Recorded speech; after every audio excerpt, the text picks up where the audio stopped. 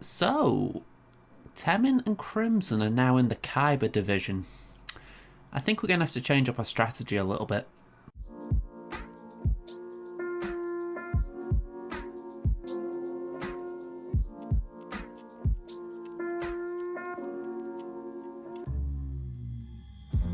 Hello there everyone, welcome back to another Star Wars Galaxy of Heroes video. So a little bit different here. I don't normally do defense reviews for myself because I think I tend to let things go. This one though is still niggling at me, and this is a week on. Or yeah, a week on. It was last Sunday that this happened. So let's just elaborate a bit more. This was the second round of the last Grand Arena. The video is on YouTube, it's where we're watching it. And against Johnny Walker. The guy made an attack early. He cleared my front zone where Darth Revan and Padme were. I think I also put a General Grievous team down there as well. So it was not the most comfortable starts, if we're going to be honest. I had to beat his Jedi Master Kenobi, his Gas, and some Geonosians just to break even, essentially. And that isn't even mentioning a CLS, a JKL, and a General Grievous up north. So I was outgunned in this fight, let's be honest. This is where, really, I shouldn't be beating myself up about this because I know on paper this guy had more toons than I got and his mods weren't bad. So, in theory, this was actually how things were meant to go. My problem right now is, I'm still looking at this and thinking, I'm going to be in Kyber 3 with this account next season. Well, this next week, really. And these are the types of matchups I'm going to be facing a lot. So, if I were to just look at what I did here, right? We had Darth Revan, we had Padme, we had General Grievous here.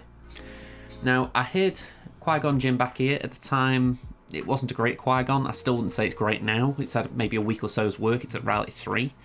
But the team around it is not fantastic. Also, the fact that I was using Padme, I was using JKA there. So we have got an option now of doing Qui-Gon with JK, having a nuke team. At the back, I think I was doing something with Kira where I was just throwing some random scoundrels just to have a team.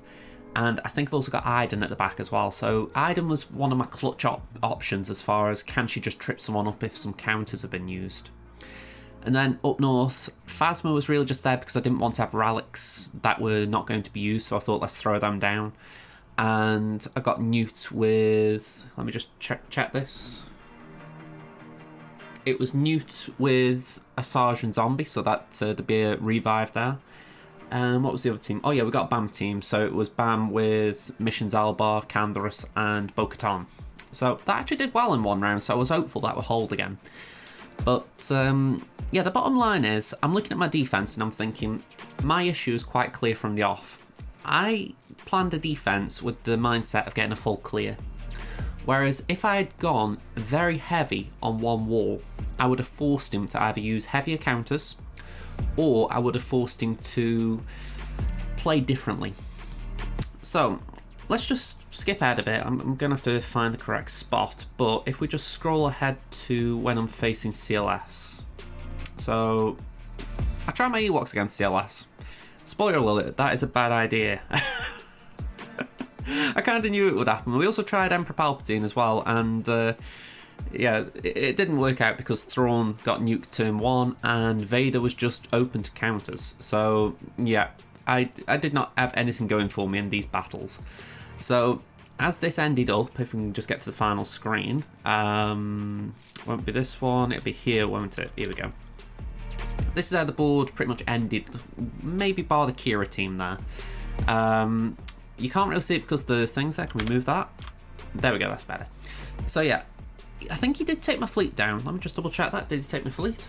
Yeah, he took both fleets down, so nothing held down. In fact, he took Kira down as well. What was my Kira team? Oh yeah, I threw... Honestly, it was a terrible Kira team. I just threw Kira with IG and Quill who were barely geared. I put Veton, who is Relic from doing SLKR, and I put Nest in there. So yeah, it wasn't something I expected to hold, but again, it was just maybe some trip tunes that might cause some trouble. Honestly, they didn't. So yeah, I look at it and I think this is where my mentality needed to change. I needed to block a zone, and I didn't really try hard enough, because in my mind, I'm looking and thinking, there are 4 zones here I want to clear. Whereas if I had played smarter, and said, you know what, this guy's got a better roster than me. If I just say, right, you are not having these zones, and even if I said, right, you can get one zone, I've got to make sure he cannot clear that zone, because then it puts pressure on ships. And also, if I try and make that wall tougher as well, then it just means all I've got to do is beat one wall there and one wall there. This is where I need to improve. I need to be able to find a way of essentially going for half clears or even quarter clears and making sure my opponent can't clear a wall. That could be tricky. Thankfully on this account, JMK is fairly imminent. I should be getting him in the next 2 to 3 weeks with good RNG. But still, that will still create problems, because once I've done that, I'm going on to another farm and another farm, and essentially the grind doesn't stop. I will, even though my roster will keep improving, I will still need to be planning this defense and getting it thicker, because I think a lot of what I've got is okay, but a lot of things just need improvement. So like right now, my idea of my first farms after finishing the JMK farm is Galactic Republic still. I want to get my gas team, my Padme team up to higher relics. Padme obviously will be spread across JMK and Qui-Gon Jinn at that point, but just the general idea of, can we make those toons stronger? And you don't really have time, it's just when, aside from doing shard farming for your next big farm, to actually go for things. So I do need to plot it. So it's a bit of a rambling video this. I haven't really got anything much more to say. I mean, I think that's good for me, just doing a 10-minute video. But I do think sometimes there are rounds like this that you've probably all faced, where you think, okay, I thought about this the wrong way. In fact, I think that face I'm pulling there, let me just move my webcam a second. There we go. That face there kind of sums up how I feel right now, if we're being brutally honest. Yeah, I kind of feel stumped, because Kyber is going to be very difficult for me. We're going to be having 4 teams up front on both walls, 3 at the back still. So 2 more on defense, 2 more for offense needed.